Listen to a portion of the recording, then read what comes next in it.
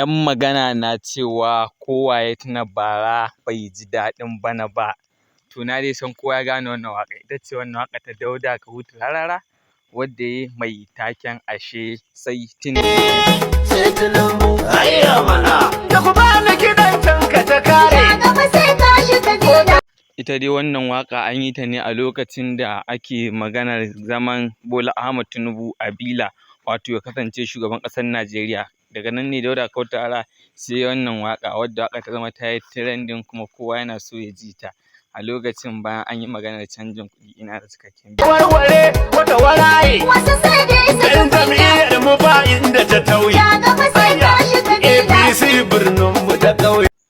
'Yan Najeriya dai sun ƙagara kuma sun damu domin su ji yaya mulkin zai kasance, a inda Dauda Kahutu Rarara yake ƙara da masu cewa shugaban ƙasar Najeriya Bola Ahmed Tinubu shi ne jagaba, kuma bayan an yi canjin kuɗi ake fatan ya zamo shi ne Ita za ta ƙara samun rinjaye. Haka ne ƙwarai kuwa, ta ƙara samun rinjaye APC ba, a inda ta kare abokiyar takararta wato PDP da ƙuri'u da dama. Domin ganin haka kana iya biyo mu ka ji ƙarshen ba. Ku dandana wa ɗan Adamu maye, duk masu kulle-kulle da alaye. Ga shawara ku da gara su jaye, karan su fafa sai wanda ya waye. Kashi mutumin basu za su yi kaye. Da baba dai gasa a tare, duk wani kulle-kulle bai sa su dare.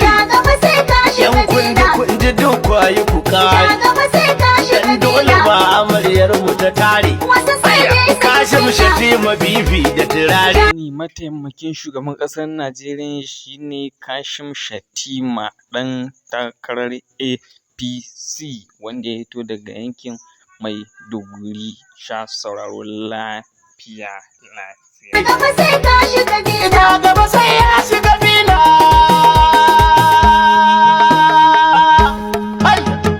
Ko da kuɗi ko furi. Ja gaba kai zanu. Masu canja kuɗin gaiba ai ba za ku ga mun faɗuwa. Ko da kuɗi ko furi. Ja gaba kai zanu. Masu